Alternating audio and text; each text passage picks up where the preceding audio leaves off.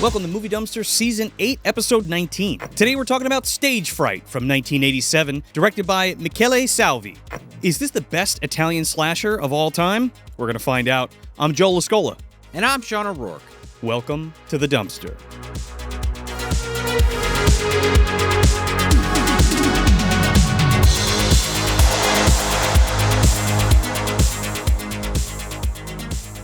Well, Sean, it's that time of year again. It's Thanksgarbage, baby. Yeah, get Franken turkey out of the ground, dig him up, hit him with electricity, and chow down on one of those legs. And hopefully you don't transform into a zombie, because, Rhodes ain't going to be too happy about that, Joe. Day of the Dead. He's going to be looking for Frankenstein, let's put it that way. Not only is our goose cooked, but I think our owl is cooked this year, and the bloody bird, if you will, is going into the oven. Yeah, there you go. You brought it back around to the actual movie we're covering. Yeah. Thank you. Sorry for that. But yes, Stage Fright, also known as, there's a lot of also known as for this one. Infamously known by multiple names: Aquarius, Bloody Bird, the Soundstage Massacre, and Stage Fright. Delirium's another one I saw. So a lot of names. Also Delirium, but then there's another movie called Delirium as well. It gets a little confusing. Yeah. You know that happens, especially when you're coming from different countries. We've talked about it before. We talked all about it on the Night Killer episode with Christina Acevedo from Girls Like Horror. What was that? Exorcist or something? They were doing the part 4, 5, 6s. No, it was House. House. The House series, the La Casa series, and then it was Evil Dead 5 with Beyond Darkness, which we're going to talk about a little bit later. Okay, yeah. Well, Joe D'Amato is involved with this film, so that lines up. Joe D'Amato, Dario Argento, Bava even, all the tangential connections. It's That's true. It's one big... it's an Italian giallo slasher love fest. It's one big spaghetti sauce pot full of goodness. We're just missing Laurinaitis. He was right off stage. Like, God damn it, get me in there somehow. George Eastman, which isn't even his real name, but that's how everybody knows him. But yeah, before we get into this bloody bird for Thanksgarbage, if you want some more Movie Dumpster content, you can head over to patreon.com/Movie Dumpster. You can get an ad-free audio version of the show for as little as $2 a month, plus some other great stuff at the $5 and $10 tiers. We also have a YouTube membership program, which you can sign up for. You don't get all the stuff from Patreon, like the physical stuff, like the shirts and the sticker packs and things, but you do get junk mails, mini-sodes, and even commentary tracks, which is pretty cool. So if that's something you're interested in, help support your favorite show. And if you're watching here on YouTube, please like the video and share it and subscribe if you're not already. And if you're listening on your favorite podcast app, leave us that 5 stars and a review if you got the time. Even a sentence helps. Let us know what you like about the show, what you don't like about it. We always talk about growing this dumpster community, and the more reviews and the more people you tell about it, it grows the word on the show. Grows the dumpster community, get into more eardrums, eyeballs, and everything in between, like we always say on the show. We really do appreciate you guys doing that for us and spreading the love and the word. Yeah, man, those reviews help more than anything, and it doesn't cost a dime. You can just go and you can leave that review on your favorite podcast app, like this video, share this video, all that good stuff. But if you do want to spend some scratch, you can head over to MovieDumpsterPodcast.com. We got hats, shirts, stickers, all kinds of exclusive stuff there. And go check it out, MovieDumpsterPodcast.com. So Stage Fright from 1987. Aquarius, or Bloody Bird, or Delirium, or Soundstage Massacre. The whole bit we just did, yes. The many-named thriller slasher, I guess it is, actually. But was this your first time with this flick? No. I've seen this one. Did I show you this?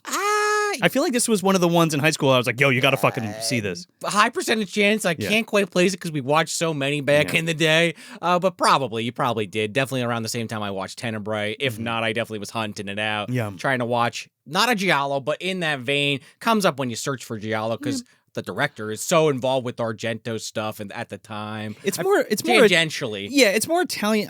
We've had this conversation before, but this for me is more like Italian horror than it is giallo. It's a slasher. Yeah, it's inspired by giallo again because the guy worked on those movies. There's things, cinematography, lighting it's reminiscent, same time period. And at its core, I feel like giallos are kind of slashers. Protos, I would say. Not even protos, just like an Italian version of that, because they're usually like crime films. I always separate the mystery element is what makes it a giallo. Right, the mystery element. But I always separate the two because, like, if there's a supernatural element, it's not a giallo anymore. It turns into straight Italian horror. Yeah, that's an interesting topic. I don't know if we'll dive heavy duty into it this movie. Maybe we will. We just kind of did. Well, we just covered it. So Beyond that, I guess is what I mean. But yeah, no, I mean, I kind of look at this as a slasher for sure. But yeah, giallo, that it gets kind of messy. Sometimes fucking Criterion Collection's putting giallos together. Tubi's putting them together with the slashers, and and the horror. So Yeah. can't totally blame the audience if they're confused if the fucking streaming apps aren't even sure.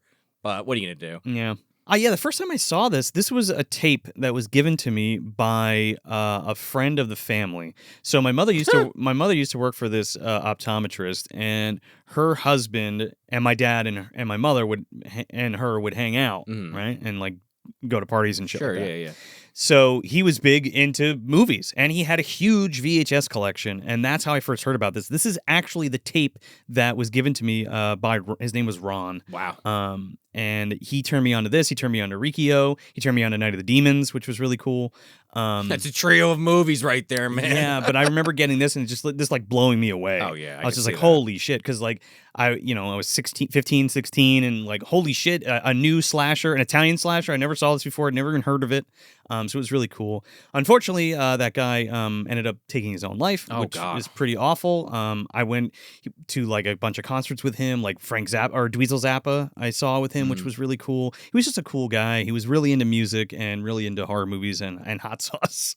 So he was a cool guy, and you know I think about him sometimes still. And it just brought that up when I grabbed this tape. I pulled it off the shelf, and I was just thinking about it. So I wanted to tell that story. But yeah, well, these tapes, your possessions, things that mean things to you, it's like kind of that added bonus. I mean, you guys know you got those particular items. It can be something as simple as a blanket even. It makes you think of somebody or something. It's good to have that. Yeah, and there's always, and I say it a lot on here, but like that's another big reason why I have these tapes. There's usually a story around the tape itself. Right. Like you just told one. You've talked about the train guy many times. Different conventions and shit we've talked about. Conventions, people that I know like giving me movies and stuff. So yeah, it means just a little bit more to me, you know? But yeah, man, fell in love with this movie. Absolutely loved it. I actually saw Cemetery Man before I saw Stage Fright, which is the other Michele Soavi's movie. Yeah, his other big one, which a lot of people probably know that one. What's the Italian names like Della Morte? Della Morte, Della More. Right. That's kind of an interesting movie. That might be kind of one that we should cover eventually. I don't know if everyone covers that one or not, but Cemetery Man's pretty interesting. I feel like that's the other big one. I'd love to talk about The Church or the sect. The Church, yeah. The Church is great. I haven't seen The Church or Cemetery Man in a long-ass time, but I'd be down for either, honestly. Severin just put out the 4Ks of The Church and the Sect, and I grabbed those because I was like, oh man, I love these flicks. Well, I hadn't seen the Sect, but I loved The Church. Sure. So I was like, shit. The Sect is pretty good. It's not as good as The Church, but it's pretty good. All right, well, we'll keep that in the back of our heads with the other million movies we eventually want to cover, but food for thought. Yeah. I don't think Stage Fright has a 4K yet, but Blue Underground had put out the DVD that I have, and then when Shameless dropped their Blu-ray, I had to grab that too. And there's a bunch of interviews and stuff on that, which is pretty great. You don't have it on display because of the slip cover that I usually throw in the trash, but I like this yellow cover they did. It's for cool. The plastic. Kind of cool. They release a lot of Shameless has done like a lot of Italian flicks. Okay. And like What Have They Done to Your Daughters they did and all that kind of stuff. So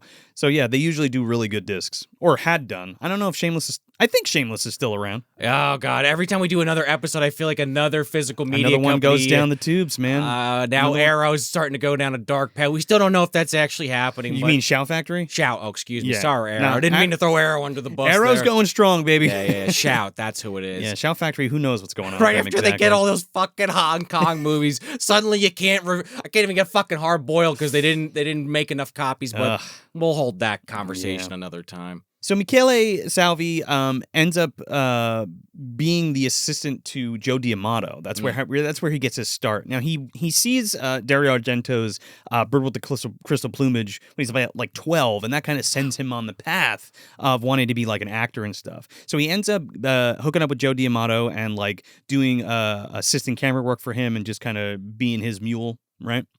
But he eventually becomes Argento's protege. Right? So he directs this Dario Argento documentary called Dario Argento's World of Horror. And I think that's where he kind of, that's the upswing where he goes and he hangs out with Argento. So he graduates, he graduates from D'Amato to Argento, which is a huge fucking jump. No offense against D'Amato, but no fucking shit, Joe. That's what happens, right? You go from it's like D'Amato, Fulci, and then Argento. I think that's like a stepping stone. I'll take Fulci even. Fuck, either one of those, honestly. I know those are kind of the ones people always go to, Fulci and Argento, but there's a reason. The most well-known. Yeah. The Bava's in there somewhere. Father or son, take your pick. You got Mario, you got Lamberto, you got Luigi Cozzi. There's so many people. There really are. Lenzi. Yep. Umberto Lenzi. Like I said, he works with Joe D'Amato. He assistant directs on Absurd. It's a Joe D'Amato joint because Joe D'Amato also did Anthropophagus, which George Eastman wrote and starred in as the titular Anthropophagus. Yeah, I had that The reaction. Grim Reaper. Yeah, when you said the name at first, I was like, oh, I don't think I've seen that one. But then like the poster popped in my head. I'm like, oh, okay, right. You'll know if you've seen it. Yeah. He eats a fetus at the end of the movie. You can't forget that. No. That and fucking Bleeder is one of the two. They do that in, yeah. But he also is the assistant director for Lamberto Bava on Demons and A Blade in the Dark. A Blade in the Dark is like probably my favorite. That's one of my favorite. My favorite Lamberto Bava. Sure. That's one I'm surprised we haven't covered. But again, I feel like we've been saying for 9 years we got to scratch that fucking giallo itch, and we still haven't. We'll get there, man. We're scratching that surface right now. We are. You're right. Yeah. Everything. This is Night Killer, right? Yeah. Everything happens at the right time. Claudio, he's fucking happy. He's clapping somewhere. But he also does second assistant directing for Tenebrae. Oh god, and that's another one. And Holy opera, shit. which is pretty great. Well, that makes sense because there's at least one opera actor in this. Yeah. He also does a little bit of acting too, which is what he was trying to do in the first place. But like he pops up in Demons. He's like the guy in black with that like half mask thing who like hangs out the Metropole tickets. Phenomena, Tenebrae, New York Ripper, and he always has like a small part in his own films. Yeah. Like he's the cop in Stage Fright. Yeah. He's the cop in something else too. I think The Church. He plays it well. Yeah. He eats those donuts, Joe. Yeah. And even like City of the Living Dead. So like he's covering all the bases. So he's like he's in a Fulci movie. He's in an Argento movie. He's assistant directing Argento, assistant directing Bava. He's with Joe D'Amato. So this guy's like doing everything. This is a stacked fucking resume, man. And speaking of Joe D'Amato, this is produced. Stage Fright is produced, or Aquarius, or Bloody Bird, or Delirium, or Soundstage Massacre. Whatever we want. I think we're just going to mostly call it Stage Fright. I know. But it's just a joke I'm running with. I love it, yeah. Funnily enough, I don't want to steal your thunder on this one, but there was a quote I recently kind of came across where the mask in this movie, they had some other idea originally. I forget what it was, but they ended up with this owl mask, which is iconic now. But D'Amato, I think, was quoted saying something along the lines of it ended up costing almost as much as the rest of the fucking movie. I think Soavi was being interviewed, and he was trying to convince Joe that it should be the owl mask. Right. And Joe was like, what are you, fucking crazy? Like, we're not going to put this owl mask on this killer, which is like one of the most iconic things in this movie. And it works super fucking well. Especially the feathers. So Salvi knew what he was talking about, but they had a commission. And like you were saying, like, I think he was joking because he was like, yeah, it almost costs as much as the budget of the movie. Yeah. He's definitely like playing it up for the anecdote, but it's just still kind of funny. Like, how expensive was his fucking mask? Well, it looks great. Joe was infamous for making no budget sleaze movies. Like, and that's a perfect way to segue because like he's responsible for Anthropophagus and Absurd, like I said, a lot of the Emmanuel films. I think it's Buyo Omega. I think that's how you say that. I have no fucking clue. Anyway, he even did Zombie 5, the one with the birds. And he did Deep Blood that we did a commentary track for. Yeah. Just like a ton, but like a ton of sleaze, like a ton of sleaze movies, like titty flicks, like Italian titty flicks. I mean, like I think you might have just said it, but he's literally kind of known for that. More so. He is like the Italian sleaze master. And then scooting right along, we got music by Simon Boswell. And he's done a ton of shit. I thought you said Simon Basel for a second. No. From Aberration. I'm like, wow, never thought Simon would come back in this way. Holy shit. He's done Santa Sangre. He did Hardware and Dust Devil, the Richard Stanley films. Lord of Illusions, which is pretty cool. And he did all the non-Goblin stuff for Phenomenon and Demons too. That makes sense. This kind of feels like Goblin Light, but like in a really good way. Like the music's great in this movie. Yeah. So I mentioned George Eastman before, too. So this is actually written by George Eastman and Sheila Goldberg. And I mentioned already that George was in Anthropophagus. He was an actor. He was also a writer. He wrote The Great Alligator, and he wrote Metamorphosis. Not The Alien Factor. Oh, man. Metamorphosis, where the guy... Metamorphosis is basically like this... It's basically like the lizard TM from Spider-Man the movie. Right? Okay. He like injects himself with like a lizard cells and becomes a fucking monster. It's pretty good. It's one of those iconic gimmick boxes where it's like vacuum formed and the eyes light up and there's like a sound. I have it up there. Okay. Yeah. But yeah, George was in Absurd, Anthropophagus, 1990s Bronx Warriors, The Barbarians, and Delirium. Not this Delirium, the other Delirium. He's in both. Yeah. He's involved with both. Last thing I wanted to just cover real quick was Rento Tafuri as the cinematographer, because I love the way this movie's shot. I think that's one of the things that captivated me the most about it. Not only is there like extreme gore and stuff like that, which I'm all in for, Sure, yeah. but the way that this film is shot is so fucking awesome, and I love it. It has those Italian hallmarks that usually come along with things like giallo. No, I totally agree. Like the cinematography really puts this over the top, and I think that's kind of what I was alluding to earlier. The influences from was it Michele or Michele? I can't get this guy's name right. I'm bad with the foreign name. Michele Soavi. All that work he did with those iconic Italian horror legends. Like you could see it on the screen. It doesn't feel like phoned in, or it doesn't feel like he's copying them. It's just he learned from the masters. He worked with them, and he's putting it all on screen, working with some more people that kind of get it, and it kind of all comes together very nicely. You're absolutely right. And he has his own very distinct style, even though he's influenced by all those greats. You know what I mean? I think that's extra special about him. It makes it a better film. I wonder what it would be without that, but then we wouldn't be talking about it probably. Yeah. Well, he also shoots the church for Soavi, and he ran the camera on opera. I think he was like the camera operator. He didn't do the cinematography, but who knows? He could have been like, hey, let's do it like this. I could see that. There's some similar shots here and there. So yeah, you want to plot crunch this real quick? Sure. Go for it. There's this play being put on by the local theater troupe, and they're kind of doing a serial killer or slasher villain play. Kind of an interesting idea. Well, it kind of turns into that.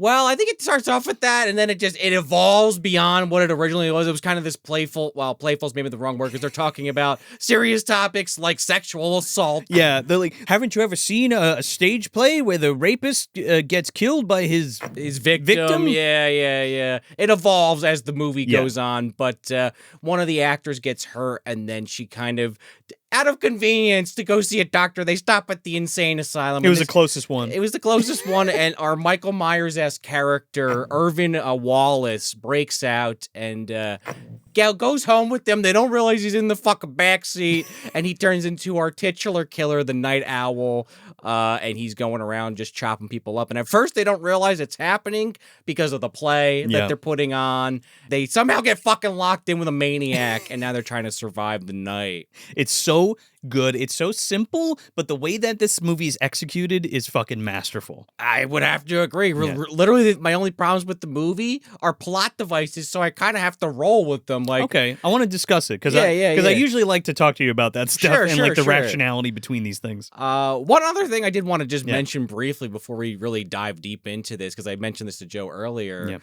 I know a lot of these Italian horror films, they would shoot in multiple languages and just dub it over either in Italian or English or what have you. Some of those you can now find. Criterion's done the work. Shout and a few other companies have done the work where you can find the original Italian. Maybe not necessarily what they were always intended to be, but you can watch it that way just to see the differences. This one, I searched for like a half hour. I couldn't spend any more time looking. I said, fuck it, I'm just watching the English version. Even Vinegar Syndrome has put all the original Italian audio tracks on all their releases, like the Giallo collections or like Blade in the Dark and all that kind of stuff. Like I rewatched, what's the Duckling one? Don't Torture a Duckling. Don't Torture a Duckling, which the dub is fine, but like rewatching it in Italian a few months back elevated it a lot. Yeah. So I wanted that experience with Stage Fright just to see would I like it a lot more or would it have a negative effect on it, but just kind of stuck with the English dub. But you were telling me that, well, because of the way those movies are made, this one actually, a lot of it was in English to begin with. So, okay. I want to talk about Stage Fright specifically, but I want to tell you overall that... or for people that don't know even. Yeah. All Italian movies, especially back then, never recorded they only recorded scratch audio, and everything was dubbed over later. That's why the sound effects sound the way they do, the voices sound the way they do, and they have that specific tone and sound to it. It's very distinct when you watch an Italian horror movie or a giallo. Especially giallo. So, that's just the way they do it. They did it there. You know what I mean? They always recorded everything post. They even in Italian. So it's Italian, dubbed in Italian. They still dub over themselves, exactly. The ADR, yeah. Now, a lot of the Italian directors like Argento and Michele would shoot in English. So it's not necessary. It's not in Italian. Right. But you have Italian actors acting in English and then being dubbed over later. too, as well. So there's people who speak English, and then there's Italian actors who don't speak English. Sometimes they do their accent, and sometimes they don't do their accent. Sometimes they're overdubbed by somebody else completely. Right. So, but specifically for Stage Fright, it was shot all in English.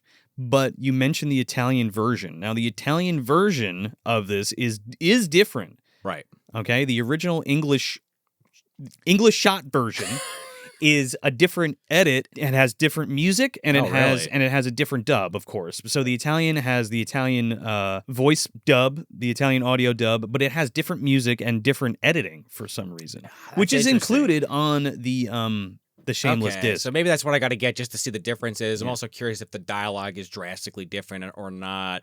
Maybe probably not in this case because of what you just explained, but sometimes that is a thing, especially in those older movies. Like, I wish I could see fucking House by the Cemetery all in Italian. Again, that's an example of another one where they just kind of redubbed the whole thing. Yeah. But like I said earlier, some of these other ones, you can find both versions. I don't know. I also big on watching the original format if I can. Same with some of those Cantonese films. They did a lot of those. They redubbed them in just traditional Chinese.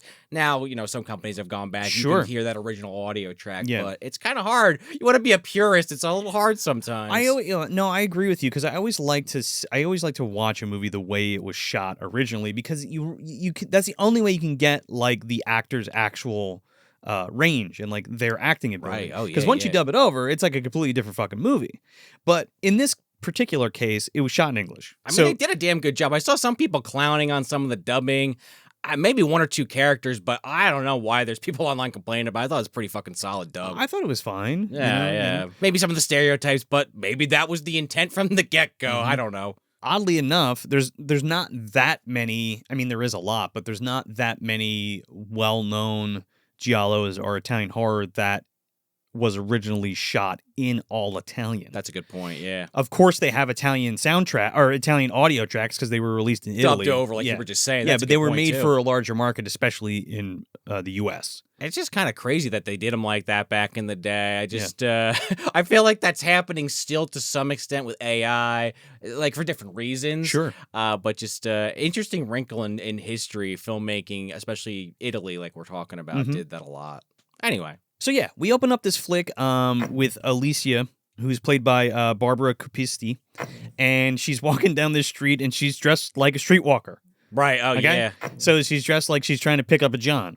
And there's like a cat and stuff. You were down this alleyway. Somebody pulls over, goes, "You got the time," the classic, try to pick up a hooker. She doesn't come over. They fucking drive off, or the sound effect of them driving off. So she's taken in this alleyway. And again, there's already some great cinematography. Like these people go over and they like look down the alleyway and they're like touching her face and stuff. You're like, what is going on? If you never saw this movie before, what the fuck is going on? Yeah. All of a sudden the fucking music kicks up.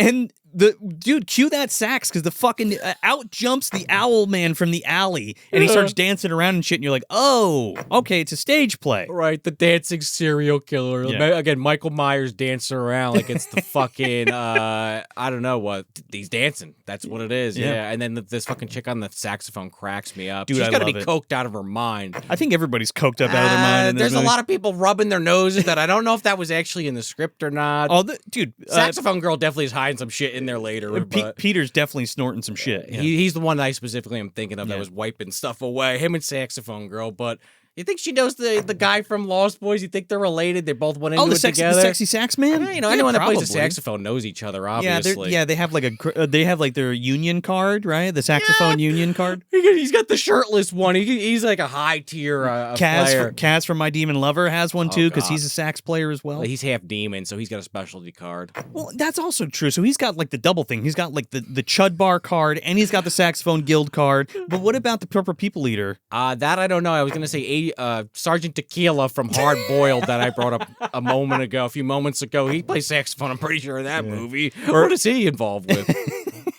Probably one of the aliens from the Cantina band, too, I would assume. Well, then Chowie and Fatty just pulls a pistol out of the fucking saxophone and just shoots everybody, so that's how that ends. Yeah, David Brandon's there as Peter. And he's also in Delirium, which we talked about. Okay. He's also in Beyond Darkness as the priest, which is Evil Dead 5 is what we were okay, joking got it, about on the Night Killer episode. But he's like the stereotypical theater director, down to a fucking vest and an ascot. This little ascot. I don't know, dude. I love his outfit. The white pants with the fucking red shoes. I'm okay with the red shoes and the white pants. The ascot's a little on the nose, but I guess you know instantly what he is, right? So he gets all pissed off and he's like, God, stop. He's like, you're a whore. You're supposed to be a whore. What don't you understand? Right, because we've now panned out at this point, like you were implying. Now you know it's a stage, and Yeah. the director's not liking what's going on. Yeah, because they're all crowding on top of her after she was. Well, they stripped down like the killer. Yeah, because what is that about? Because again, like the whole thing he's pitching is like, look, it's brilliant. It's the rapist who's going to be killed by the person who's getting raped or something. We get some serious moose knuckle here, though, man. Like those tights are pretty. Brett is packing. Yeah, Brett and. I don't know if that's George Eastman in that. So here's the thing. Okay, in the costume, right? So Brett is the Owl Man right now. Sure. But later, when it's the killer, it's George Eastman like as the killer in the fucking owl mask, which is pretty cool. Yeah. I don't know. Brett, he's an interesting character. He is he's the other stereotype. Like some of these actors are stereotypes, but whatever. They're actors in a movie, like or play actors rather. Yeah, Giovanni Lombardo is his name. Okay. And he's in a bunch of stuff. Cannibal Ferox, House at the Edge of the Park, City of the Living Dead, Deadly Impact. He's also in The Sect and The Church. So he worked a lot with Salvi on those films. Okay. And I really wish I got to meet him because Chiller would always do like the Italian invasions, and they'd always have like a bunch of actors, and I missed meeting him. Yeah. Piero Vita's there as Ferrari, who's like the sleazy like producer. I'm glad you know all these names. I'm just like that guy. Yeah. Ferrari, that's hilarious. Oh, he's Italian, obviously. He drives a red fast car. We also get introduced to Mary Sellers as Laurel is there. Now it's like rapid fire. It is. As we're popping these out. Even the character Brett, who is the killer in the play. Yeah. I think what I was kind of starting to say there, he's the other big stereotype in the film. He's the gay actor. They kind of lean into that. He's got some pretty funny dialogue, actually. He's got some the great back and forth between him and Laurel is hilarious. Yeah. But he's just this cast of actors that are all just trying to make it. They're all like hungry, which is a plot point. And they're really like leaning on this play specifically to make to like get their nut. You know what I mean? Like make some money, have this be a hit so that they can get more work, essentially. Like, this has to work or they're all fucked. Which, no pun intended with that turn of phrase there, Joe, but that's exactly what the director wants to see on screen. Some fucking. As far as he can get is fucking. I love how Ferrari's like, it looks pretty erotic to me. He's like, you call that erotic? Yeah. He's yelling at them on stage, don't you know what sex is? S-A-X, sex! They're just like, okay, can I take 5? Ferrari's like, Jesus Christ, Petey, I'm trying to protect my investor there. They're already fucking on stage. Like, what are you doing? Well, yeah, the one chick and the other guy are making out in that fucking truck or whatever, the car in the background. Oh, Laurel, yeah. And they shine the light. Brett shines the light on them. I was like, are they just getting busy back there? What the hell's the plan in front of everybody? Speaking of Brett and her bitching at each other, they're like backstage and Laurel's getting ready.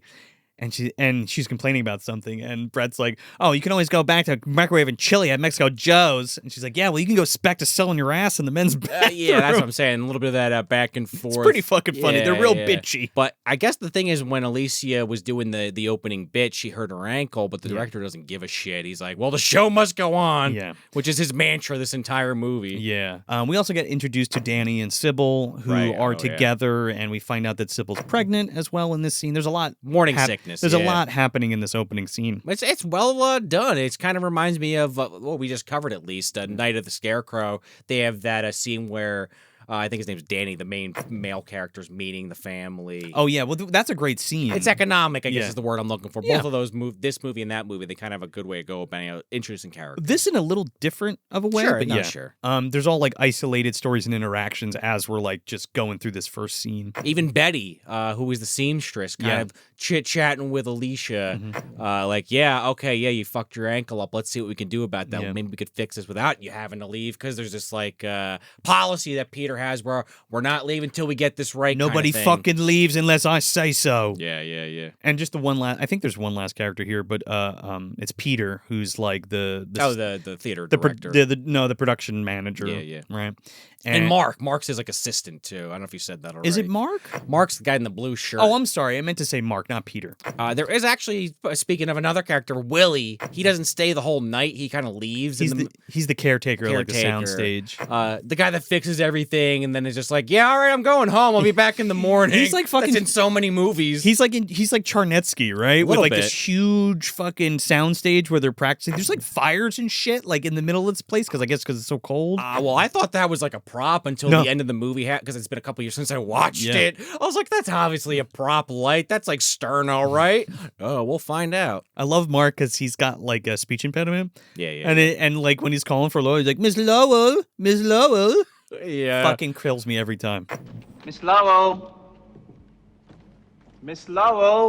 But so Betty and Alicia, they basically are chit-chatting like I was kind of saying, and Betty's like, nah, you got to get this ankle looked at. I know you're not supposed to leave, but we could talk to Willie. He's got the back door. He could let us out. We'll just be quick before they call you back to stage. And Alicia's like, well, I could get fucking fired, but my ankle really hurts. So I'll chance it. And she's like going on about, yeah, I mean, if I get fired, I don't know if I'm going to be able to like pay my bills. I'm not going to be able to eat bread on that poor. Yeah. Like she's like not even have 2 pennies to scratch together. It's like kind of relatable on some sense if you're on hard times or you ever been there in your life, like something's not working out and you're trying to make it work and it's like the fucking world's against me. I can't win. Yeah, you're trying to push through it and there's always some other shit happening or popping up. Yeah. You know So she's taking a risk to try to fix this problem because she wants to do the whole show, but she can't fucking dance if her ankle's swollen. No. So Willie lets them out.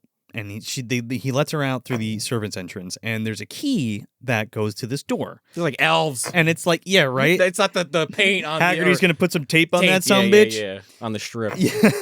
It's a key this time. Unhook the fucking security the alarm. Yeah, I thought of that. Elves is going to come up again a little bit later. So they take the key, and Willie's like, you just make sure when you come back, you put that fucking key back on that stone, okay? It's the only one we got. And they're like, all right, sounds good. So they go to the hospital. It turns out that it's St. Mary's Psychiatric Hospital. Oh, yeah. And they go in there, and they're, like, trying to get her treated. And the woman's like, what are you doing? This is a psychiatric hospital. You can't just fucking come in here. You have to be crazy to come in here. She's like, I literally can't let you in unless you commit yourself. Like, it's against the rules. Like, what the fuck were you thinking? And Betty's like, a doctor's a doctor. And even Alicia's like, this is a stupid fucking plan. But the movie right before this, I think there's an insert shot where they show the classic crazy guy getting pushed down the hallway, and it's a great shot. On the gurney, Yeah, you're like, all right, here comes our killer. This guy. Irving Wallace is fucking all fucked up and like beat up on this gurney, and they're going to put him in his cell. He does look beat up, you're right. Like he kind of looks like Frankenstein's monster or some shit strapped down.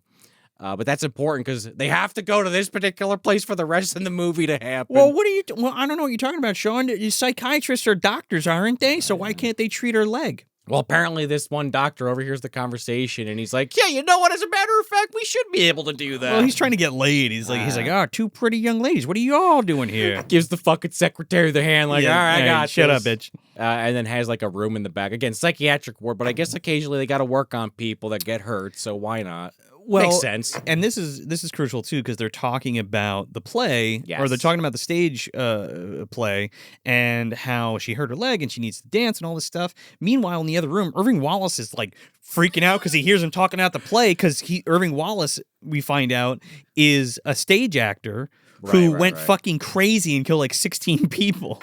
So he like rips out of his bonds, right? Yes. It is a little plot convenient, but for all the slasher movies that have a similar setup, I kind of buy into it. I love it. I'm like, I don't know if that's the place I'd go to have my fucking ankle looked at, but all right, sure, whatever. Well, you also got to keep in mind they're trying to go super quick and it's like it's the closest place. So they're like, let's just get in, get out, go the fuck back. That's why I don't think too deeply on it. Yeah. But you know, it makes sense. The gears are always turning, Joe. I can't fucking stop this machine. Totally. My point is, I think Salvi or George Eastman trying to make it work. Like really plotted that out and right. was like, okay, this is why they were going to do this. I like it well enough, Yeah. but yeah, you're right. He's ripping the fucking restraints off instantly. And Alicia is looking through like the bars, like Adam just like pretending to be tied up in the bed. He's like waiting for the first victim to walk in. And she's like, huh, that's kind of weird, like bars and shit. She looks over to the right. She sees Sarah Connor doing fucking pull-ups on another one. She's like, wow, this place is serious. But no, an orderly comes up and is like, hey, you can't be fucking hanging out here. What are you doing? Get out of here, miss. He goes in. You're like, oh, that guy's dead. Oh, well, fuck him then. Yeah. Sarah Connor's like, shit, why didn't he come in here? I need to get the fuck out of here. The T-1000's coming. So the doc like gives her some kind of numbing thing to like ease the pain for her ankle. He's like, look, this is only going to last for 4 hours, but you know, the best of luck to you. Rats off to you. Then they go to leave, and then we see the fucking room again where Like, Irving's oh, is supposed that to be. Irving in there? And she's like, come on, let's go. Turns out it's the fucking orderly, and he like turns over and he's got like a giant syringe in his neck. Yeah, this guy didn't, speaking of Michael Myers earlier, he didn't get lessons like Michael did. He doesn't know how to drive, so instead he just hides in the car. Well, there's no keys probably, so he's hitching a ride. They're fucking blind. I mean, I guess I don't always check my backseat when I get in. They don't know that they're in a horror movie, but... He's in the back seat with Kel and Grandpa. And Leatherface. And the fucking Chucky. rest. Yeah. Oh my, yeah, right, exactly. From Grandpa is a Vampire. Yeah. Check that out on Patreon if you're interested. Mini-so we did with Al Lewis. So it's pretty cool because they park and they get out and they go back into the place and you see Irving like pop up out of the back seat, which is cool. Yeah. So they go inside. Creepy. They go inside and like Peter gets all pissed off and like fires Alicia. Well, he calls her to the set, and Willie's like, "Ooh, I let her go out," and he's like, "You motherfucking asshole!" Yeah. And Willie's just like, "Well, I just fucking work here. I don't give a shit." Yeah, about the play. He's like, "Yeah, whatever. The girl was hurt. She had to go." Anyone see my cat Lucifer? By the way, it's gone missing. Like, that's all he cares about, which I can relate. And Mark takes the heat for it too, and he's like, "You a fucking idiot." I don't know why Mark does that. Maybe because he just feels bad for Willie. I think he feels bad for Willie because Peter's gonna fucking lay it on him. Yeah, and Alicia walks in all like, "Oh, sorry," which I think, speaking of Night Killer, I think, not verbatim, but there's also a scene with the play in the beginning when the girl walks in. She has to get killed by Night Killer. Yeah. The Freddy Krueger fucking stand-in. She's like late or something, and she's getting reprimanded. Yeah. But it's like this where it's like, oh, I know I wasn't supposed to leave, but hear me out. And he's like, no, fuck you, you're fired. Get the fuck out of here. Pack your shit, get the fuck out. And it's like, all right, that's some vindictive shit. They also do imply in the car. She says to Betty, like, or Betty says to her, oh, you gotta like kind of like tease him and get him to want you to like him so that you like are like more important in the play. And she's like, I might have already kind of blown the coop on that one, like implying they may have slept together or something. They don't ever explore it in the film, but there's something there. Well, Ferrari's trying to get with her too. Wow. She also has like her pride about her. Yeah. So she's not like gonna sleep with somebody just to get the fucking role, unlike maybe Laurel. Sure. No, sure. But I read that as maybe there was something between her and Peter. Again, they don't explore it, so I could be reading a little too deeply into that. But there's also that wrinkle. So Betty comes in. Everything's fine. The door's locked. They put the key back. And they're in the place, mind you, right? So Betty's like, oh shit, I forgot something in the car. So she goes back out and the fucking hatch of the car is open. This is where Suspiria comes in, man, the downpour. Oh, dude, it is pouring. I also think of Gunn used this in The Suicide Squad. There's that scene towards the end where they're all walking. Oh, You can't see because of the rain. I love this shot. It's so just, cool. Whenever somebody pulls this out of their toolbox, it's very well done. I mean, I love it. There is like one shot where it looks like somebody's totally shooting the side of the car with a hose, but it looks great. Yeah, but the idea that you can't fucking see because the rain's coming down, or it's that so hard. loud. Yeah. And she's like in the car, like, okay, I came back for something, but I'm freaked out now. And she's kind of looking around, and she doesn't want to get out of the car right away, but she does. She kind of works up to it. Somehow the cat gets in the car. Lucifer scares the shit out of her. Well, when she does go after the trunk is open, audience members were like putting it together, like, oh, the guy got out of the car. Well, we know. That's the best part of this is like we see it all happen, and we're waiting for him to strike. A strike is a good word. Man. Holy shit, what a POV shot. What a fucking kill to open with, because he takes a page out of Harry Warden's book, dude, and takes a pickaxe and slams it right into her mouth. Yeah, that is some My Bloody Valentine. And, like, I love this shot because it's not, like... It's not over the top. It's not like super close or anything. It's like a wide shot, and she gets it right in the mouth and then like crumples to the ground. It's really good. Yeah, she's dead as shit, obviously. But I love how they linger on the case. You're like, well, he picked that up. Oh, shit. So Allie's all pissed off, and she's like, fine, I got to get out of here. So Willie lets her out. And she's going to leave, but she hears the cat outside. Yeah, because Willie's like, have you seen my cat? Can you find my fucking cat? And she's like, she hears the meowing, And then she walks around the fucking car and finds Betty's corpse with the pickaxe in its mouth. I love this because then there's the slam cut to the cops are already there. It's like, all right, that's pretty well done. Yeah. You can't really cover that one up. It's not Jason hiding bodies or Michael setting them up to fuck with you later, getting a pumpkin and carving a jack-o'-lantern in it. No. Well, Homeboy's already inside the building. The calls are coming from inside the house at this point. Right away. Yeah. But I love how in classic Scumbag, I thought of Vince McMahon instantly after the Owen Hart situation. I don't know. Spins the death to his advantage. Yeah, not to go instantly that dark and deep with it, but that came to mind because this guy's like a showman, just instantly goes to Ferrari and is like, no, the show must go on. Like, the show's in a few days. We need to do this. He's like, look, I'm very heartbroken about Betty, but We need to make fucking money. They even try to justify it later, like, we just hired her 2 days ago. We barely knew her. We barely knew her. Yeah. And he's like, I'm so broken up. By the way, let's talk to the journalist and get asses in seats with this. Right. How about this, guys? We're gonna base the play now on the killer Irving Wallace and the real life death of this actress. But she wasn't an actress. Right, yeah, she was the seamstress. She was He's like, well, nobody has to know that. Right, you're right, exactly, because when they find out from the cops, right, Irvin Wallace got in the car somehow and followed them there, well, because he's in the car. Yeah. So they know it's him, but they didn't find him. These cops suck. They didn't search well enough. Maybe they just were like, it's just some fucking seamstress. We don't care. Why wouldn't they sweep the building? Well, I think they weren't supposed to go back in there, but I guess they leave those cops there to watch them, but they do a piss poor job themselves. They leave Michele Soavi and some other guy in a fucking car with donuts and fucking spinach. Which And- some of the good comedy They got some inserted good in ones. there. I actually like those segments. The 3 or 4 times we cut back to these cops. So Peter sends everybody home except for like 5 people or 6 True. people, right? The people he really Something like that. thinks he needs for the play to go on. The main cast, and we're gonna practice all fucking night until we get this right because we got to open up in 3 days. Well, like you were just saying, though, he's like trying to give him this pep talk, but it's like a degrading pep talk. He's like, because Alicia's like, okay, well, I get you just said you're going to pay us all tonight. Like Ferrari's ready to hand the money out. He's like, fuck Mr. it. Ferrari's making your payment right now. Right, he's got the briefcase full of money. As you hear that fucking guy like eating in the background when he's like doing the check. Right, eating a sub or something, some or shit. Reuben. But Alicia's like, okay, great. Like, Brett and a few other of them are like licking their lips, like, maybe we'll just do it. Fuck it, Betty. Yeah, that's a shame, but we need the money. But Alicia's like, no, this is fucked up. We need to leave. Like, what the fuck? There's like 2 ways out of here. It's the front and the back, and there's like 1 key for each. There's no other way out of here. It's like one of those situations, which I guess I don't know enough about theater, to be fair. Maybe I'm just ignorant on that. But I'm like, there's not a second floor with a fucking window. Well, it's a soundstage. Soundstage, It's not necessarily like it's not a venue. That's a good point, yeah. So it's like a giant warehouse with like 1 door and like a big bay door that opens up. Right, yeah. But, Which creates the chaos because now, again, they can't get fucking out. Yeah. One shit hits the fan shortly hereafter. Well, this is the whole thing because, Alicia's like, I want get me the fuck Yeah, out of here. yeah. Where's the key? And he's like, he's like, fine, I'll let you out and everybody can go the fuck home and then we'll cancel the play. And it's like, but we can't do that because we all need the money and I need a hit. And everybody's like, hey, he's right. I guess we're staying here all night. Right, locked in. The bad pep talk where he literally calls out each person's grievance. Yeah. Like, you don't have this. You're going to go back to this. When's the last time you had work, Right, yeah, which is like scratching the right itch for these people to agree to do what he wants. So he gives the key to Corinne, his new assistant. or And he's his like, other assistant. he's I like, here, guess. take this and hide it. Yes.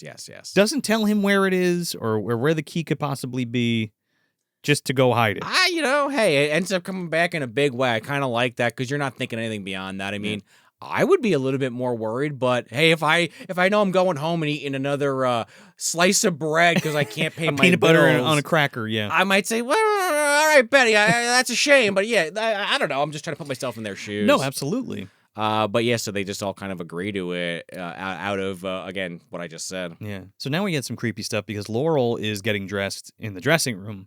And she thinks Brett is fucking with her because he's like trying to open the dressing room door and shit. And he's like, Brett, motherfucker, I'm gonna scream. This is a Michael Myers ass shot if there ever was one. The shadow behind the door. Not that others slashers don't do it, but I think of Michael instantly. It's so good because everybody's spooked. Yeah. But only the audience knows that the killer's still in the fucking building, right? Well, then Brett gets chewed out, and he's like, "No, after what happened, I know I'm a ball buster, but I know when the shot. He's no Shelby from Part 3, right? Who never learns his fucking lesson. This guy's like, all right, well, I'm like, chill now. It's not me. Like, I'm over being a weirdo and fucking with you. Like, shit's serious. They're like, all right, well, we're gonna keep an eye on you, but we're still gonna run the fucking scene. He's like, stop fucking around, Brett, and put your costume on. He's like, I just can't find it. I don't know where it is. Right. Yeah. And then he finds he puts a backup one on. And he's like, look at me, I'm Irvin Wallace. And he takes a bow in front of this mirror and you see fucking Irvin Wallace behind him with the owl hat mask on. Owl, yeah. It's great. You don't know what the fuck happens to Brett for a while. You just assume he's dead. But now this is all George Eastman. So there's an actor who plays Irving Wallace, and we see his face later. But now this is all George Eastman in the owl mask. So just those 2 or 3 times we see his face, it's the other guy. It's the other guy. Yeah. Okay. Well, that's pretty common. It's pretty cool. No, I like it. Because now they're doing this next scene where Laurel's going to be attacked and I guess raped. Or Corinne. Yeah, the one that hid the key is the point. Yeah. A couple of these characters look a little similar. That's my mistake. But so they're calling for Brett. Come on, Brett. Come on, do your scene. He's like, that's your cue, Brett. Come out here. This guy is Michael Myers in all over the fucking place. He doesn't know what to do with himself. He's just out to just murder some people. And he's like walking in all slow, like awkward, like he's a wallflower. He's like, what are you waiting for? Kill her already. Oh, God. I thought a Dougie from Satan. Actually, this guy knows Satan, man. Irving Wallace is either Satan Man's father or a relative because they're very similar in nature. Well, judging by the from end, Satan's Little Helper. From the end of this film, it just might be Irving Wallace in Satan's Little Helper. Oh, straight up. Yeah, straight up. The final frame of the film. Yeah. Well, we're not going to have ourselves too much there. He gets a Mark from Hollowgate special, yeah. Yeah, I was going to bring that up. Don't let me forget later. So Irving, goes to Corinne and starts fucking choking her to death on the bed, and he pulls out a knife, and he's like, Jesus, he's like, what's the knife got to do with anything? What are you doing? Kill her already. Yeah, and Dougie jumps out. Got him, Dad! Got him! Spill his guts out. Oh, I didn't know it was real! As this woman's, dude.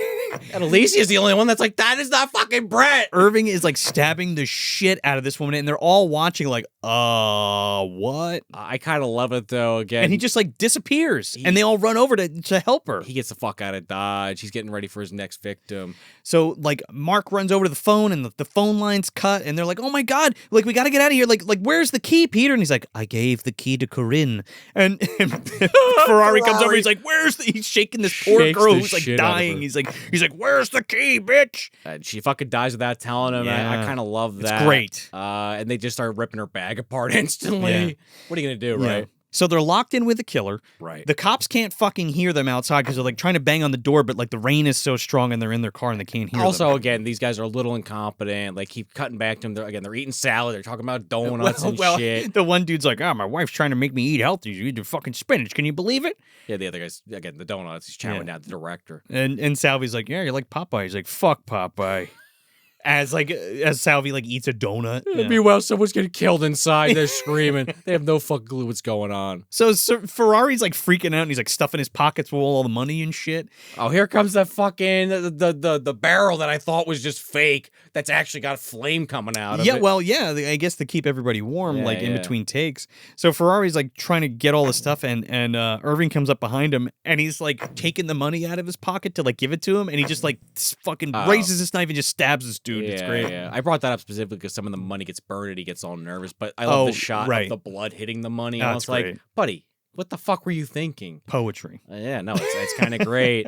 And then the rest of the cast, I got Peter. Peter wanted to just the show goes on, but now he's a little nervous. Clearly, he's like, "What the fuck's going on?" So him and Danny run out, and fucking Ferrari's swinging from his feet from the rafters. Yep.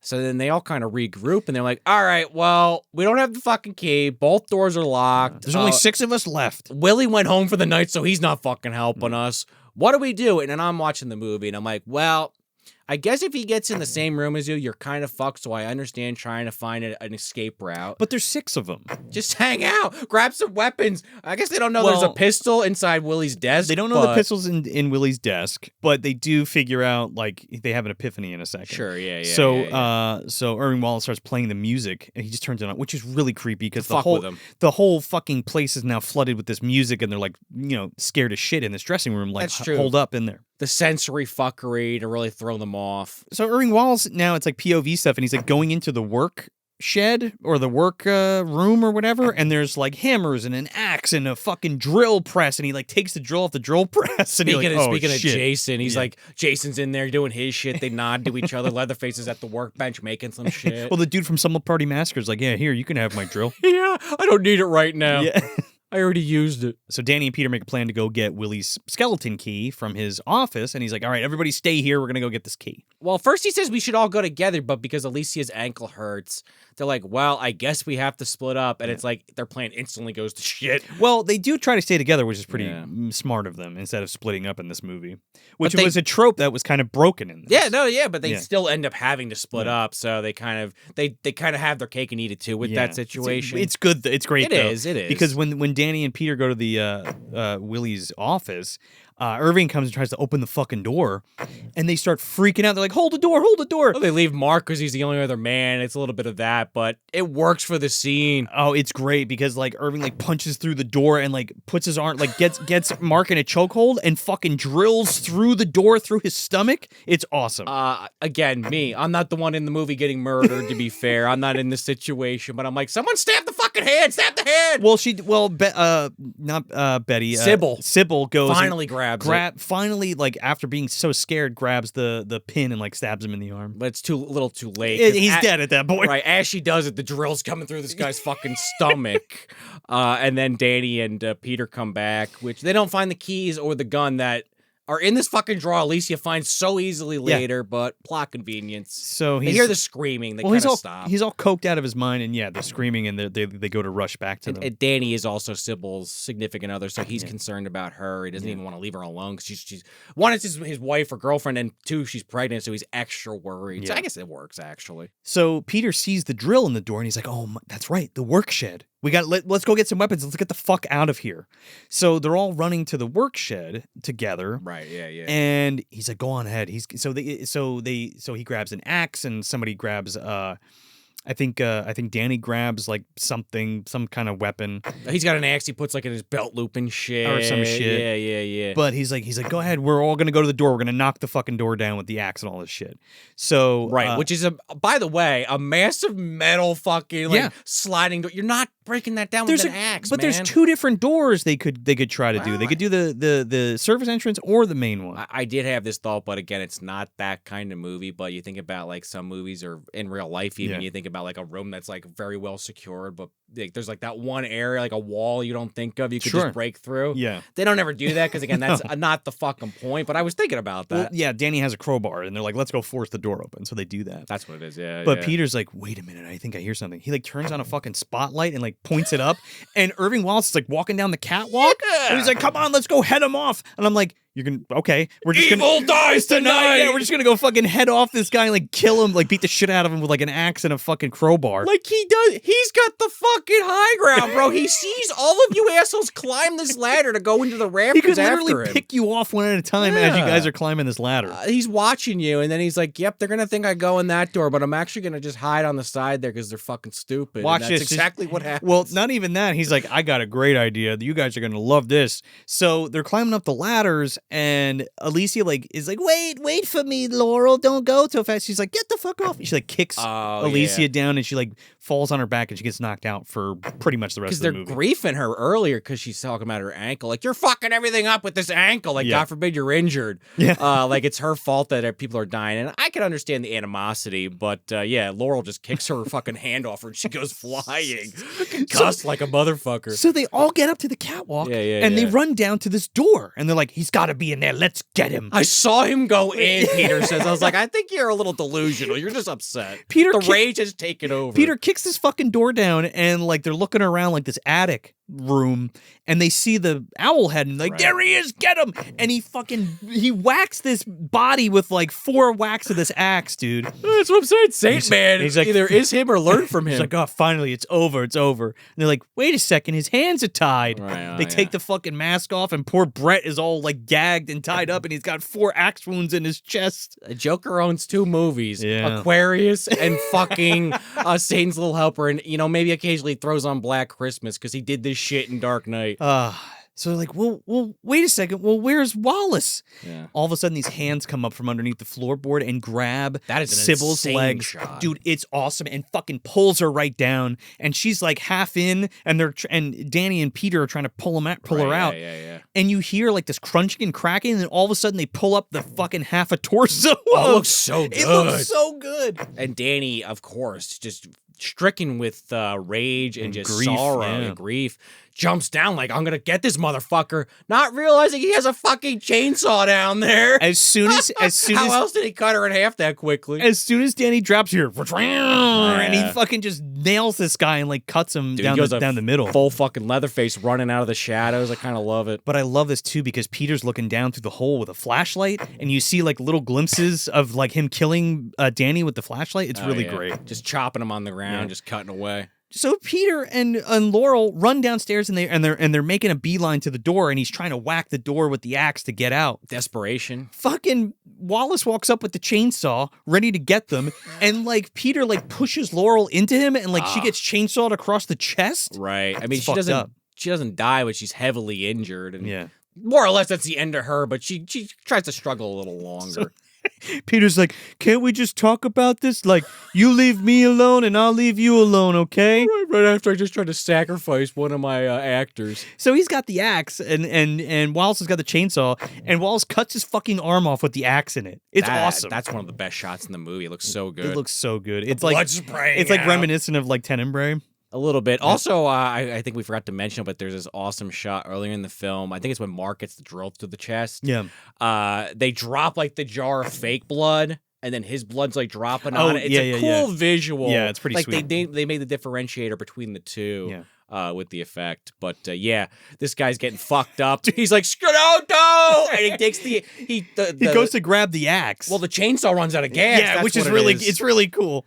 Yeah, he grabs the axe, the one that Peter's been running around with for 20 minutes, and just fucking chops his head off.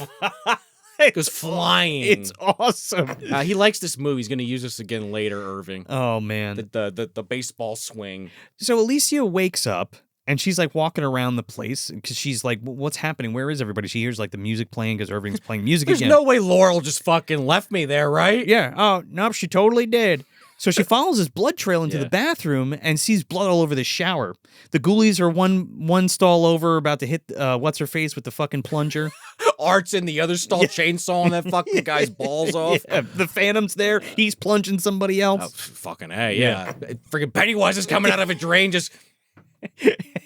Hey, you wheezy! Just smiling. Holy shit. Yeah, shower scenes, kind of great. So good. Jason's there too. There's so many great shower scenes in horror, to be fair. Crushing fucking what's her face's head in the shower. Yeah. But yeah, here's Laurel dying, barely holding on for dear life, and Alicia tries to comfort her, but then she hears the fucking killer coming, and she kind of hides in a different. So she hides like right next to her in the other shower stall. It's good tension, man. And it's like fuck. And Irving's coming in. And you see the owl head, and he like reaches down and picks up Laurel on his shoulder, and Laurel's like about to like say something to Alicia, and Alicia's like, no, don't say anything.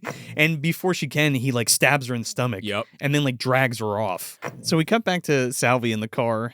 And he's like reading a book with James Dean on it. And he's like, you think I look a little like James Dean? He's like going like this, like almost like he has a mirror. And the other cop's like, yeah, and I'm Marlon Brando. Oh, he's like, at least I look a little bit like him. Got back to Alicia now again. She finds those keys in the Beretta, the 9mm, and the 1911, yeah. Oh yeah. And she's walking around like Jill Valentine, like shitting her pants, like. I mean, I get it. Everyone else is dead as far as she knows. It's a scary situation. All she's got to do is get to the door without being noticed, try the keys, and hopefully one of them is the skeleton key to get out. Right. And it's a key ring. There's like 6 or 7, if not more, on there. So it's a serious crapshoot. But she gets to that door. Well, dude, as she's doing it, all the lights come on.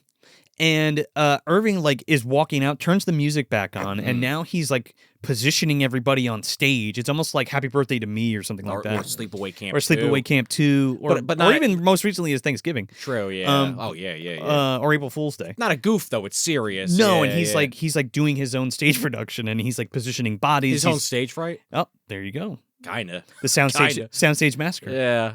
This is an unbelievable shot, though. It's so good because he's like rubbing like feathers in people's faces. He like takes Peter's head and like puts it on a mannequin. Well, first he's got a 4. He likes that move, the baseball or golf move. He knocks the mannequin head off and puts it there. But then he sits down and he's like, look at this beautiful work. And he's listening to the music. His fucking Kingpin chair, man. The cat's loving it. The cat comes jumps out, up. jumps He's like, on him. He's petting the cat on his lap. He fucking Lucifer, man. What a name. And you know, all that killing's really tuckered him out, dude. So he's taking a little nap on his chair. Well, at least he's like, shit, man. I need to go under this fucking thing and get this guy. She sees the fucking key and it's stuck in the stage right in front of Wallace. Like he didn't put that there, but okay. So she's creeping around with the gun. She goes under the stage, which it's such a good shot. And she's like walking down under the stage and she's trying to fish this key out. So with like a nail or something she finds. With a screwdriver. Yeah. And she's trying to get the fucking key out. And there's this really cool like split diopter of like the key. And like Wallace is sitting in the chair and the cat is like, hey, Hey, is that you? Who are you doing down there? Typical cat notices before Wallace, or if Wallace notices, he's not paying any attention. But yeah, the cat's instantly like, what the fuck? Comes down there and is like starting to try to fuck with it. Yeah, as soon as she gets it free, the music stops and everything's quiet and he hears the drop of the key. Right, and then the cat screams. And he wakes up and he's like, oh, I guess the cat saw something under there. So she's like, she hears him walking above, so she's like trying to get out real slow. And she walks backwards at him. I don't know about that one. Dude, it's a great jump scare. It is. Because she's walking out and you know something's about to happen. He's right above her on the stage and he fucking grabs her. Yeah, he jumps out like, boom! Yeah. Yeah, grabs her and then he's trying to kill her, of course. Fucking she stabs him in the eye with the screwdriver. Yep. And that gives her time to like get out. Stuns him. Yeah. Yeah, she takes that key, runs to the door. It does work, but she's in such a panic she can't quite get it open. She's got it turned, but she can't get it open, you know, in one of those situations. So. He's coming after her with the axe, dude. So she makes a beeline to go back up on the catwalk.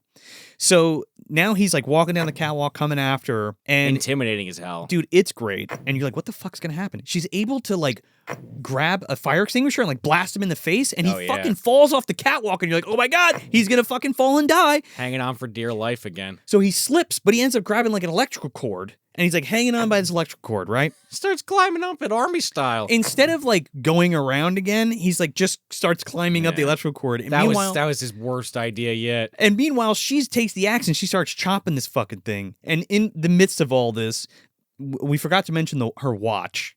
That's very precious to her. It falls off in this scene and it lands on the ground. She makes a big point about it in the beginning. It's like fucking Pulp Fiction with the watch. Yeah. Did her father carry that in his ass during World War II or something? He gave me the watch. I had this uncomfortable hunk of metal up my ass. I literally the end of Pulp Fiction, same fucking. She gotta go back at the end of the movie like I fucking need it. It's my watch. Bedside table on the kangaroo. You can't miss it. I think the larger point is because she said many times she's so poor, it's like the only nice thing she has. Mm-hmm. But yeah, you're right. She drops. Well, she's resisted from pawning it, and like that's her last ditch thing to like make ends meet. It's like we were literally talking about at the beginning of this episode. It's her fucking possession. Like you were saying, the movie reminds you of things. It probably reminds you. They don't go into it. It's more of like you just relate to that idea, and you hang on to it. And that's like absolute last resort. She'll sell it. You know? That's actually kind of interesting. That kind of circled in on itself. But she cuts the fucking cord. He drops like 20 or 30 feet and hits a fucking table. Dude, when he whacks his dome on the fucking table, you're like, oh, that's it, dude. He's done. That better be a dummy. I hope that wasn't an actual no, of course it's stunt actor. Holy shit, you're concussed or dead. But yeah, she goes down there. You know, there's like got to be at least one more jump scare because it's a horror movie. Well, she's finally unlocking the door. She goes to open it. Boom, he grabs her by the fucking legs. And without skipping a beat, she grabs one of these drums full of fucking fire, like that's on fire, and like dumps it on him. And he fucking goes up like a gas rag. Oh yeah, the sterno or the kerosene or whatever the fuck's keeping that lit just is all over his ass. Yeah, and he is running around on fire as she just exits the building.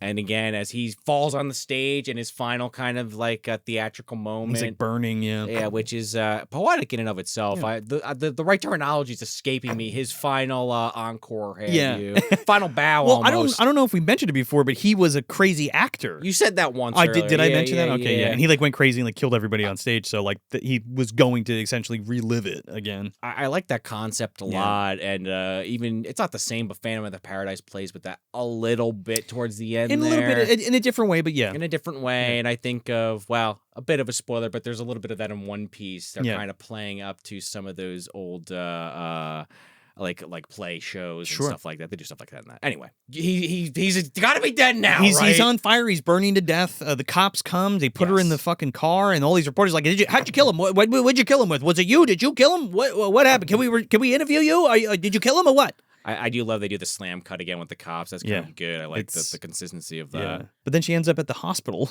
again, getting all bandaged up. The actual hospital. So they give her some new clothes. She's like, let me call you a taxi. And she's like, okay, that would be great. And she's like on her way out to go home. And she's like, fuck, my watch. I forgot the fucking watch. Gave me the watch. I forgot the watch. The one fucking thing I told them I fucking needed. Don't forget. So yeah, she goes back there, and we have this moment where Willie, again, because he either owns her, takes care of the caretaker. He's like, oh, I'm sorry, Miss Ellie, I can't let you in there. It's them's the rules. Well, yeah, I'm fucked if I let you in. But he's got a golden heart. She kind of pulls on his heartstrings. He's like, all right, it's just for your watch, okay. So she goes in. and she finds the watch miraculously. But she's also like, wait a minute. Well, because he's relaying the story. Like, they pulled 8 bodies out of there. I told you that gun. Because she tries to shoot the killer earlier, but nothing happens. She doesn't realize the safety was on. He's like, it should have fired. You just didn't put a bullet in the chamber. And safety was on. He says it like 4 or 5 fucking times. Like, I mean, I could show you. It's not hard. Like, if you just knew. If it was me, I would have shot that sucker right between the eyes. Yeah, right between the eyes. I would have just shot him right between the eyes. I would have just shot him right between the eyes, Allie. God, it's like, what's his face from Prehysteria 3 when he has the fucking JFK moment. Back and to the left. Yeah, just over and over, and he rewinds it. Fred Willard, yeah. So Willie, like, walks away or whatever. Yeah. And then I'm like, I thought he was a ghost because she turns and he's no longer and he's there. Gone. It's like, wait a second, did he die? And then she's recounting the story of, or what he just said, and he's like, the Soundstage Massacre TM, 8 people got pulled out. 8? And then she's like, wait a second, so there's Danny and Peter and Corinne. Well, they even do fake you out even more so. I think it's intentional that they show him disappear. Because they show from behind, like, you don't see the body, but like a black mannequin, I guess it's supposed to be. Just to keep that kernel in your head for a couple more seconds. Well, that's Brett. And he's like, it's Brett. And there's Ferrari. And, oh, no, what about Wallace? And then right at that moment, he's got the axe and he goes to rear up and, like, just kill her. And boom, right between the fucking eyes. Oh, yeah. Maybe she's not thinking it's a ghost, but I'm thinking that as an audience member, you're right. Yeah, right between the fucking eyes. Right between the fucking eyes. Willie, he wasn't kidding. That shit was loaded, and he's like, a crack shot. I just went to go get the gun to show you how to shoot the gun, and there he was, and I got him. Allie, right between the eyes. I shot him. These are the worst fucking cops in history. We've covered a lot of movies where the cops are incompetent, but how do you miss the body of this guy on the ground burnt? You identify all the other ones. Where's Irving Wallace? Does he know about a secret passage that we don't? Again, he didn't build this facility. This isn't Clue where he knows all the secret passageways. Or again, even Phantom of the Paradise where Swan has those secret passages that only he knows about. Yeah. It's like, no, they just did shitty police work. I mean, it works out. Thank God for Willie, for Christ's sake. They were too worried about complaining about eating spinach and eating donuts and looking like James Dean. The bad gas they got from all that food they were eating. I think it's supposed to be they're incompetent. You know what I mean? Yeah, no, 100%. And I mean, this is the actual shock final jump scare. And it's amazing, so I'm like all there for it, man. It's so fucking good. And after all of that, when Irving goes to kill her and then Willie shoots him, she drops her fucking watch and it shatters all over the ground. And she picks it all up in pieces and just like solemnly walks out of the place while Willie's carrying on about shooting this guy between the fucking eyes. Well, he keeps repeating himself because I think he's literally in shock. He's in shock. What a fucking ending, man. Dude, and then Irving Wallace, like, you see him, like, laying there, and it's, like, half his face, and he, like, starts smiling, and he's like... smirks. And then it fucking ends, dude. It is so good. He could be Satan Man from Satan's Little Helper. I think he is. He gets some PCP from Body by Jake. He gets... there you go, dude. Happy Thanksgiving. He goes to Joker's doctor, gets a little face work done, and the rest is history. That all makes perfect sense. Well, that's why MDU. That's why he keeps wearing those masks in Satan's Little Helper. Oh, right. Even the cop mask. Even the cop mask. The half mask. He's all burnt and shot in the fucking head. Oh my God, that actually makes sense. Yeah. Again, he's just like Mark from Hollowgate. They can survive 2 gunshots to the head. Oh, right. Yeah, we forgot to mention that. Yeah, or you did mention it earlier. It is kind of Hollowgate-esque in that sense, but not the same, but similar. Where bullet to the head, they're not dead, whatever. So where are we putting this? Oh, this is shelf, man. Yeah. Easy. It's been on the shelf for a long time, as far as I'm concerned. Oh, yeah. Every time I rewatch this movie, I notice something different, and there's little things here and there that still kind of bother me, but they're such nitpicks. I don't think I brought them up on the episode. I'd have to really sit here and think about it. Like, there's definitely slasher movies that I think do it better, but this is in the top 30 easy. And when I say that, there's like hundreds of slasher movies, so put that into perspective when I say that. I got like that running list I bring up occasionally on my letterbox where I'm always adding them to, and I think about like, oh, is this better than this and that? Obviously, it's always subjective. Sure. But it made the top 30, Joe, very easily. You start to have some of those later Fridays are above it, and some of my personal favorites like Sleepaway Camp, Child's Play, and stuff like that. But it's I think up there, man. I think I'd rather watch this than any of You think so? Than any of the Fridays. Okay, I'm curious to hear your final thought then, because you did kind of pitch it at the beginning of the episode. Is this the best Italian slasher? Slasher. Definitely from the 80s, I would say, without a doubt. throw a couple more on there for me to check out, but this checks a lot of boxes. Again,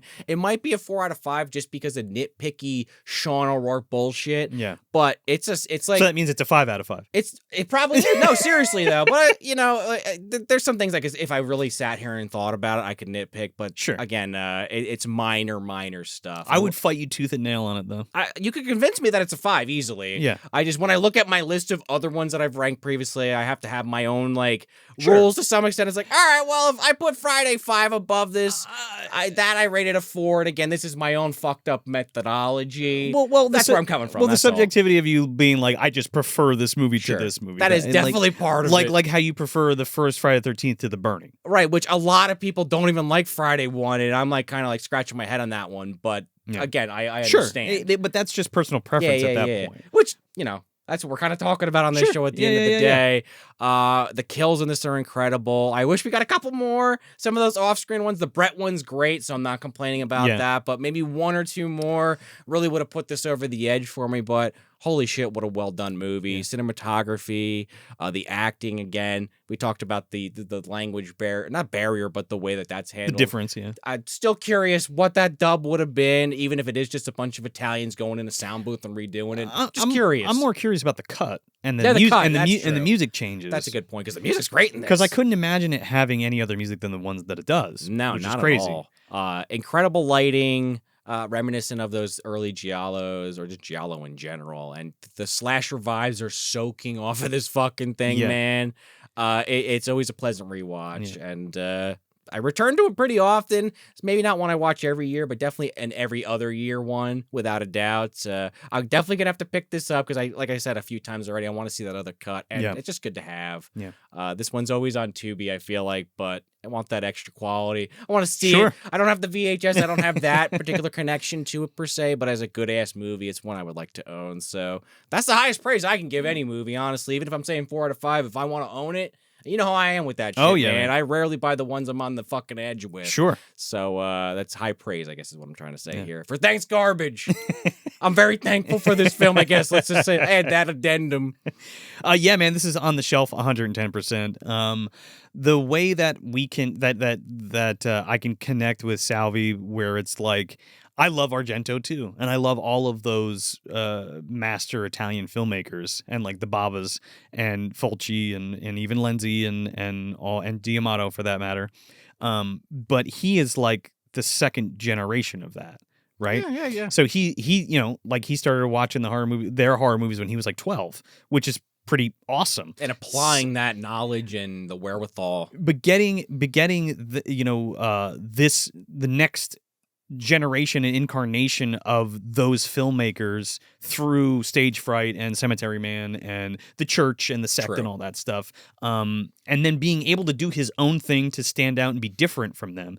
It's a slasher through and through, but it has giallo sensibilities to it, right? It's very Italian, but it does its own thing. Yeah. And I split hairs with things like saying like, well, this is an Italian horror movie, this is an Italian slasher, and this is Italian giallo. You know what I mean? But you're 100% right. It's good that we talked about that. Again, I feel like there's other movies we might dive deeper into that topic down the road where it is actually a larger talking point. But it's important because I feel like some people you're right. They just jump to those conclusions. Again, even Tubi, even Criterion, they know they're different, but they're looping shit together just for their algorithm. And they're not gonna split hairs or do subgenres. They're just gonna put it in there, and I understand that. But at the core of giallo, it's a slasher too. You know what I mean? Yeah. Without a doubt. But I love how this takes the tropes that at that time had been already done to death by 1987. Oh yeah. Whereas they're trying to reinvent the wheel with Jason Voorhees, but like it's all the same shit, more or less. Well, by 87, what is that, part 7 or 8 at that point? Yeah. So yeah, I think it's part 8 by then. Well, then we're really fucking in trouble, man. But you're right. Or no, it's part 7. It's in the pocket there where I start to lose interest. Yeah. But you're right, they turn all those tropes on their head, or a lot of them. But in a sea of copycats, this is doing the same thing but different, and in a very intriguing and interesting way. Again, it's not overly complicated, but the way that it's written and executed is fucking fucking amazing. Yeah, no, yeah. Yeah. And the whole getting locked in one location, I poked a little fun at it earlier, but it works really well. Yeah. Like, if you just can't get out, let's remove my bullshit where I'm like, there has to be a window. Yeah. Like, if you just can't get out, that's a scary situation. Like, Saw played into that a lot. Kolobos comes to mind. A lot of haunted house movies do that. Oh, Kolobos is great. Makes sense in that case. But yeah, I mean, just the concept. It makes or breaks the movie, man, and this one fucking it takes it to new heights, and that's why it's very memorable. The killer, the lighting, the directing, oh my the God. location, and yeah, music. too, yeah, like it's just on all cylinders. it's a perfect storm for me too. You know, I love my synth scores, and and it has that. The Italian backdrop. I absolutely love the owl mask. It's so iconic and awesome. Oh, and even the feathers, like just flying off Yeah. it, and the blood kind of mixed with the feathers. They kind of lean into that.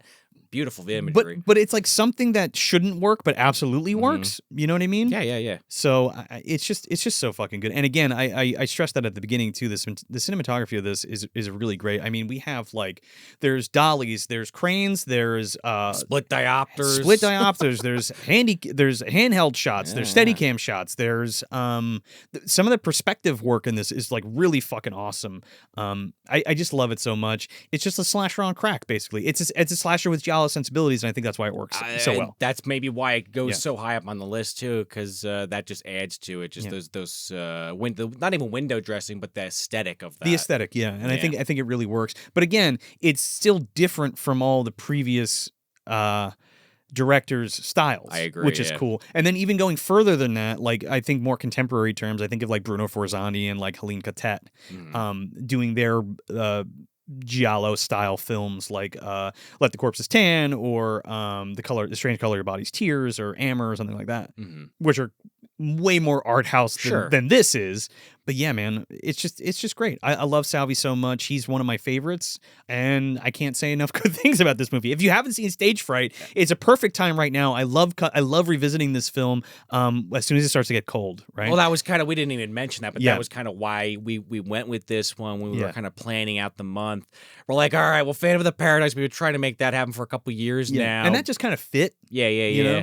But Stage Fright, this was one that you always had said to me was one that you put on, like you just kind of just said, this time of year. So we're like, fuck it, let's make it the Turkey Day special, and you can't Owl Day special. Yeah, you can't go wrong with Bloody Bird, you know what I mean, for Turkey Day. So there you go. Yeah, I think Phantom and Stage Fright are both cold weather movies for me personally. I can see the logic. Yeah. If you haven't seen Stage Fright, definitely check it out. Give it a spin. Highly recommend, if you enjoy this film, highly recommend grabbing that Shameless Blu-ray. If it's still available or pretty cheap. I really wish this would get a 4K release. This is a 4K master. Like they restored it, so they have the 4K remaster, but this is just a Blu-ray. I mean, just on that note, and then I think we'll probably wrap this up, but I'm a bit of a snob with the HDR shit the last couple of years because it's just that picture quality, the black's just jumping out at you. I would be really curious if they did the work, what it would look like in this movie, because some of the lighting in this is just those darker sequences that could really make it pop. But like I think of like Vinegar Syndrome doing like Blade in the Dark, or even like Colder Films doing some of the Baba stuff and all that. Like I somebody's got to get their hands back on this and put out that 4K and do a really nice edition of it. I think we're both saying the same thing. No, it absolutely deserves the 4K disc 100%, but like packed with extras and stuff. With the Italian cut on there, with the interviews that are on here, and even new ones and stuff and retrospectives and stuff like that. That would be really excellent. So can't agree more. Yeah. But yeah, if you want some more Movie Dumpster content, you can head over to patreon.com/moviedumpster. You can get an ad-free audio version of the show for only $2 a month, and you can get some other great stuff at the $5 and $10 tiers. We also have a YouTube membership program, which is kind of like Patreon Lite. You don't get any of the physical items, but you do get commentary tracks, you get mini-sodes, you get junk mails, all that kind of good stuff. So if that's something you want to do, help support your favorite show. And if you're watching here on YouTube, please like the video and share it and subscribe if you're not already. And if you're listening on your favorite podcast app, leave us that 5 stars and a review if you got the time. We're always talking about growing this dumpster community, getting into more earballs. Damn it, eye drums. Fuck it. You know the gist. Give us those reviews. It really does help. Spread the word on the show, and we do appreciate all your support, as always. Yeah, man, those reviews help more than anything. It doesn't cost anything to leave a nice review, a 5-star review, to share the video, to like the video. So if you could do that, we'd really appreciate it. But if you do want to buy some things, you can head over to moviedumpsterpodcast.com. We got hats, shirts, stickers, all kinds of good exclusive stuff. We also have a calendar where you can find out where the Dumpster Boys are going to be. So check it out at moviedumpsterpodcast.com. So have a happy Turkey Day or whatever day you'd like to celebrate today. And get ready for Trashing Through the Snow. Coming soon. So that's it. That's Stage Fright from 1987, directed by Michele Soavi. I'm Joe Lascola. And I'm Sean O'Rourke. Thanks for visiting the dumpster.